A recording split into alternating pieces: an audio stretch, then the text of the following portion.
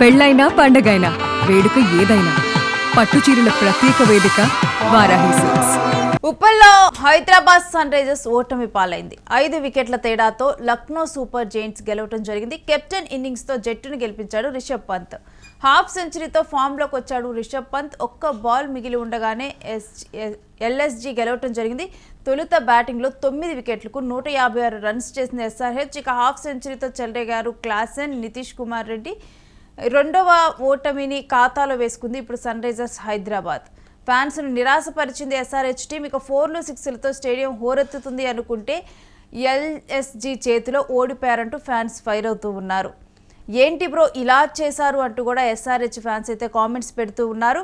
చాలా గొప్పగా కూడా సొంతగడ్డ మీద గొప్పగా ఆడతారంటూ కూడా ఎస్ఆర్హెచ్ టీం కోసమే ఇటు ఉప్పల్ స్టేడియంకి వెళ్ళటం జరిగింది. అనేక మంది ఫ్యాన్స్ కానీ నిరాశపరచడం అయితే జరిగింది.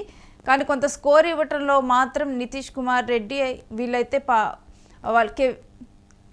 వీళ్ళైతే తాము అంటే క్లాసెన్ కానీ నితీష్ కుమార్ రెడ్డి కానీ వాళ్ళైతే దీంట్లో వాళ్ళ మీద ఉన్న ఎక్స్పెక్టేషన్స్ రీచ్ అయ్యారు. ఇక ముందుగానే లక్నో గెలుస్తుందని ఊహించినట్టుగానే లక్నో గెలవటం అయితే జరిగింది. దీనికి సంబంధించినటువంటి మ్యాచ్ ఎనాలిసిస్ మా ప్రతినిధి వెంకట్ని అడిగి తెలుసుకుందాం.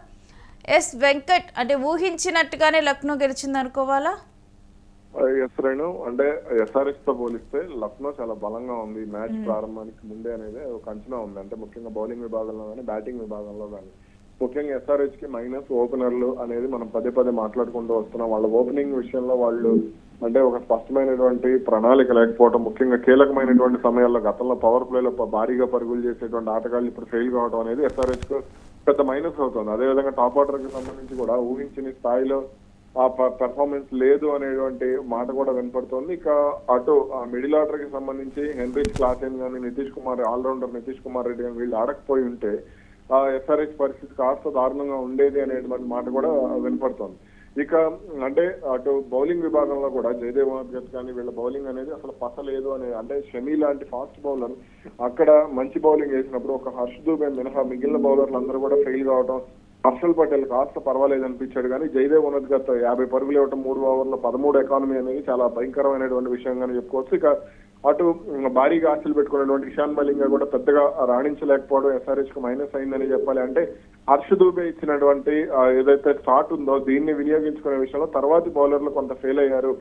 నితీష్ కుమార్ రెడ్డికి సెకండ్ ఓవర్ ఇవ్వడం అనేది మైనస్ గానే చెప్పుకోవచ్చు. ఇషాన్ మలింగా కనుక సెకండ్ ఓవర్ ఇచ్చి ఉంటే ఎంతో కొంత ఎల్ఎస్జీ మీద ఒత్తిడి ఉండేది అనే మాట అయితే స్పష్టంగా చెప్పొచ్చు.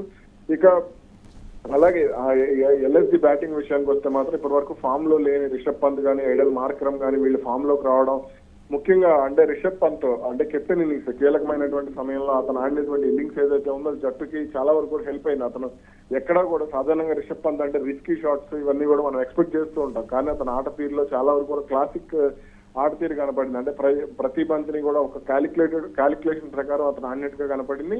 అలాగే అటు అంటే లాస్ట్ లో మళ్ళీ అబ్దుల్ సమద్ కూడా కొంత కీలకమైనటువంటి సహకారం ఇవ్వడం, అతను చేసినటువంటి 16 పరుగులు కూడా ఎల్ఎస్జీకి చాలా వరకు కూడా హెల్ప్ అయ్యాయి.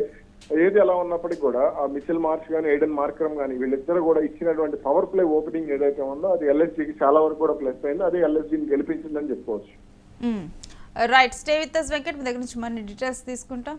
ఇక ఎల్ఎస్జీ ముందుగానే పటిష్టమైన టీం లాగా ఉండటం జరిగింది. దీంట్లో కూడా ఎస్ఆర్హెచ్ పర్ఫార్మెన్స్ చాలా తక్కువగా ఉండటంతో కూడా బ్యాటింగ్లో కూడా ఫెయిల్ అవడంతో కూడా ఎల్ఎస్జీకి ఇది చాలా ప్లస్ అయింది. ఇక బ్యాటింగ్ విషయంలో కానీ బౌలింగ్ విషయంలో కానీ లక్నో టీం చాలా పగడ్బందీగానే ఉందని చెప్పాలి. దీంతో కూడా విజయాన్ని కైవసం చేసుకుంది. 5 వికెట్లు మిగిలి ఉండగానే ఏదైతే ఇటు హైదరాబాద్ సన్ రైజర్స్ పెట్టినటువంటి టార్గెట్ ఉందో ఆ టార్గెట్ను సునాయాసంగా రీచ్ అవ్వగలిగింది.